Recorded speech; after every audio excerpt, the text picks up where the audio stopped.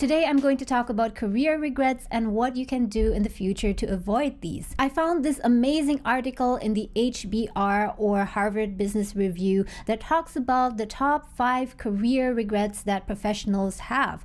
And what I'm going to do is to go through these and give you my take on this, what I think about it. And I'm also going to try and open a bit up and share with you how it relates to my own career and career regrets that I have. But most importantly, I want to share with you things that you can do to avoid further regret. Because although we can't do much about the things that already happened in the past, except for reframing the way that we look at things and possibly shedding new light on our experiences, we do have a lot of influence on what will happen in the future. So we do not have the same kind of regret again. Now let's look at the article, which is titled The Top 5 Career Regrets, written by Daniel Gulati. So here he's saying that one day he sat down with 30 professionals between the ages of 28 to 58, and he asked each of them what they regretted most about their careers to date. And this group consisted of all kinds of people. There was a 39-year-old managing director of a large investment bank,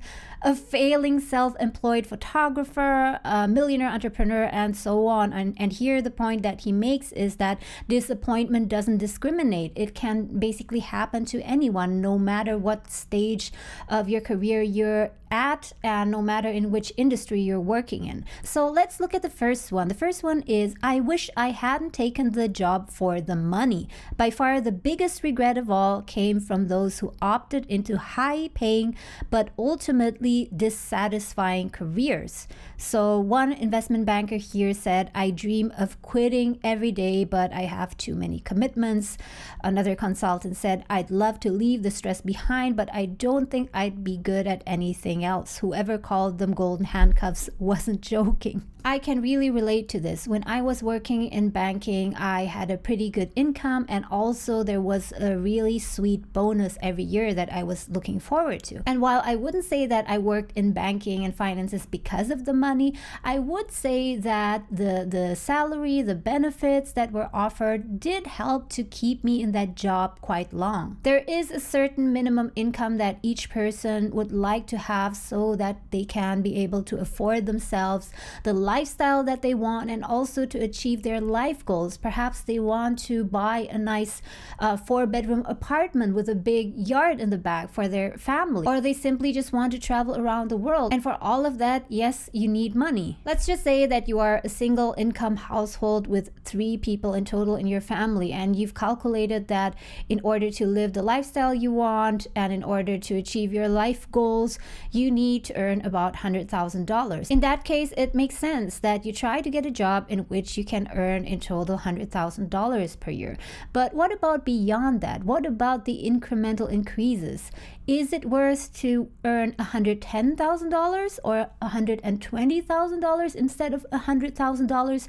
What would that additional $10,000 or $20,000 in your life mean? And don't get me wrong, I totally believe that there are certain life goals for which it is totally worth to try and aim for a higher income. For example, a certain financial goal if you want to retire early and so on. But of course, there is not only a benefit, but there is also a cost to staying in a job in which you actually do not want to be, just in order to earn those extra $10,000 to $20,000. So going back to this point, I wish I hadn't taken the job for the money. This is how I try to avoid regret in the future. I always tell myself that I need to have a clear vision and strategy for my life and career. At any point in my life, I have to know where I ideally want to be in my career 5 to 10 years from now. I use that vision to guide my decisions for my career, instead being easily distracted about, for example, an offer to work in a job that I don't want to be but that earns me more money. Even after I quit my job in banking, I have been confronted with that decision several times again, where someone who used to work with me in banking called me up and asked me if I would still be interested to take this job at this company in banking where the person was working at. And I was thinking of it back and forth, but ultimately my decision was always no, because I know that what I wanted is to have a career in the entertainment industry. So I turned that down time and again. Let's move on to number 2. Number 2 is, I wish I had quit earlier. Almost uniformly, those who had actually quit their jobs to pursue their passions wished that they had done so earlier. Variable reinforcement schedules prevalent in large corporations, the visibility of social media, and the desire to log incremental gains are three reasons that the 80% of people dissatisfied with their jobs don't quit when they know they should. I totally remember this.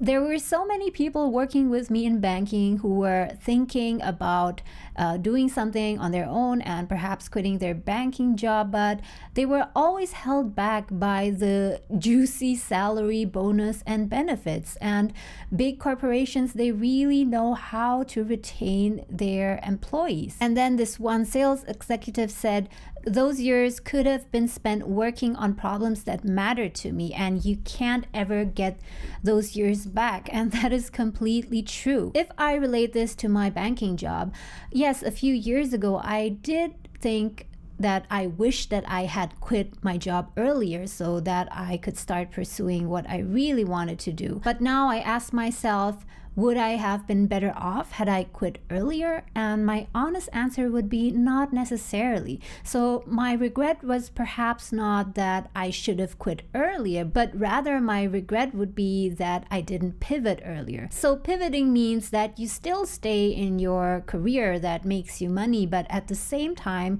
you already actively start exploring a second career. That second career could be in a different industry, or it could be in the same industry but in a totally different function. But the point is that you don't totally let go, but rather you leverage on what you have achieved so far in your career. And looking back, I don't think that the problem was that I stayed in my banking job for too long. It was not really the banking job that was the problem, but the problem was that at that time I didn't have that clarity and that commitment to my future dream yet. And this is how I plan to avoid regret in the future. In the future, I will be mostly making use of the pivot strategy, meaning that I don't completely quit or let go of what I have now, but rather that I concurrently, meaning at the same time, try to explore and develop my interest until I get a foothold in that. And only once I achieve some concrete wins in the new thing that I want to do, and that could be in terms of career achievement or in terms of income, only then I would consider to let go of what I was previously doing. Now let's go on to number 3, which is I wish I had the confidence to start my own business. So the professionals that he surveyed said that they yearn for more control over their lives. And the logical answer, to become an owner, not an employee in someone else's company. But in the words of Artful Dodger, wanting it ain't enough. That's totally true, by the way. A recent study found that 70% of workers wished their current job would help them with starting a business in the future, yet only 15% said they had what it takes to actually venture out on their own. Even Fortune 500 CEOs dream of entrepreneurial freedom. Admitted one, "My biggest regret is that I'm a wantrepreneur." I never heard that word before, but very interesting. Wantrepreneur. "I never got to prove myself by starting something from scratch." By the way, is this something that you've ever thought about, starting your own business? If that is the case, then please do let me know by hitting the like button. After I quit my banking job long ago, I had an attempt of starting my own business, which kind of failed. I mean, it ran for a while, but it didn't really amount into much. And the reason was because at that time, I did not have a strong why.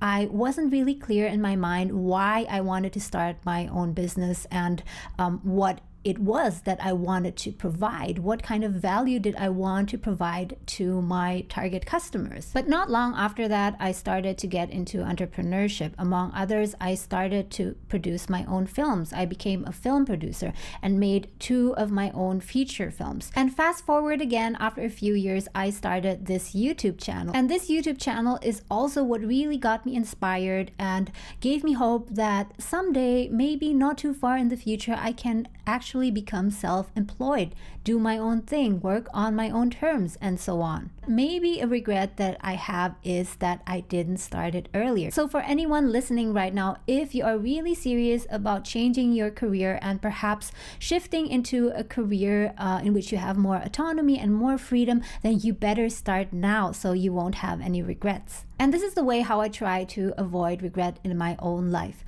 I now journal more than ever. I journal about my thoughts, about my dreams and my vision. And that is also how I motivate myself to keep producing content like this. So no matter how busy it gets, how overwhelmed I get with the things I have to do on a daily basis, I still try to pump out content because I now know why I am actually doing it. And I tell myself not to become distracted by other good opportunities that might come my way, but that are not part of my vision. Now let's go on to regret number 4 that people have about their careers. Number 4 is, I wish I had used my time at school more productively. This is quite interesting. Roughly 86% of students still view college as a worthwhile investment. Although more students are attending college, many of the group's participants wish they had thoughtfully parlayed their school years into a truly rewarding first job. A biology researcher recounted her college experience as being in a ridiculous hurry to complete what in hindsight were the best and most delightfully unstructured years of my life. Side note, that is kind of true. Studying is much easier than actually working. After starting a family and signing up for a mortgage, many were unable to carve out the space to return to school for advanced study to reset their careers. Honestly, I don't really share that sentiment at the moment. And the reason for that might simply be because it was such a long time ago since I earned my first degree, so I'm not really thinking about that time anymore. But as some of you might know, I am currently pursuing a postgraduate certificate that lasts for less than 1 year, and I am trying to apply some of these learnings so I don't have regrets. So what I keep reminding myself is that at the end of this study program, when I come out of this program, I don't just want to end up with a certificate. Of course, a certificate is a valuable qualifier. It makes it easier to get a job and get recognized by employers, but I actually want to have real value. What value means to me is that I can use the certificate and the connections I've made, the things that I learned, to advance my personal career goals. By the way, if you have specific regrets about your study program, then you might want to check out this other video that I made about having regrets about your major and what you can do about it. Let's move on to number 5, and I would say that this is my favorite regret. I know that sounds a bit weird. What I mean is perhaps most relatable regret. Number 5 is, I wish I had acted on my career hunches. Several individuals recounted windows of opportunity in their careers, or as one professional described, now or never moments. In 2005, an investment banker was asked to lead a small team in now rapidly growing Latin America. Sensing that the move might be an upward step, he still declined. Crushingly, the individual brave enough to accept the offer was promoted shortly to division head, then to CEO. Recent theories of psychology articulate the importance of identifying these sometimes unpredictable but potentially rewarding moments of change and jumping on these opportunities to non-linearly advance your professional life. I won't read the rest of it, but I will put the link of this blog post down in the comments if you want to check it out. By the way, thanks to Daniel Gulati for writing this. So what do I think of this? I think that I myself was not being very sensitive about my career hunches. I was trying to take a rational, logical approach, and I was also looking to my surroundings a lot and seeing what other people were doing, but I wasn't really sensitive to, let's say, what my inner voice was or what my intuition was. So I was going full speed and getting promoted, getting salary increase, and even transferring overseas still within the same company, and I was going full speed towards towards burnout, and I didn't bother at all looking left or right to see what else I could have actually been doing. It was only towards the 4th or 5th year that I worked in banking that I really took notice of my desire to pursue a career in the entertainment industry that I finally had the guts to resign from my job. And even until now, I am still in the process. I am still pursuing acting, filmmaking, producing content, and I realize now that it is truly a long game. But because I love it, I love producing content like this, I don't mind. I mean, it's not really that I don't mind. There are many days where I do get frustrated when I see that my growth is rather slow, but because I enjoy what I'm doing, I know that I won't have any regrets about it. So how to avoid regret in the future? Obviously by doing the reverse. This means that you need to be very sensitive about your hunches or your intuition. It doesn't mean that you should blindly follow these hunches and intuition, but it means that you have to at least give yourself the opportunity and explore them to see, is there really something to this hunch? By the way, I recently made a video that exactly addresses this. If you are currently trying to figure out what kind of career you want to pursue and feel a bit lost, you should really try and get more sensitive to your hunches and intuition. And I hope that this video that I link above here about the mindsets to apply can be useful in your process. By the way, in case you're new to this channel, then welcome to Multiple Careers. I make videos on how you can build a fulfilling and meaningful career that is truly best for you. And in case this is something that is important to you, then you might want to consider subscribing. And in that case, also don't forget to hit the notification bell so that YouTube will actually notify you when there is a new video from me. And currently I upload 2 videos per week. By the way, let me know in the comments below, what is your biggest career regret? Please share with me in the comments. I'd really love to know. Thank you so much for watching, and I'll see you again soon.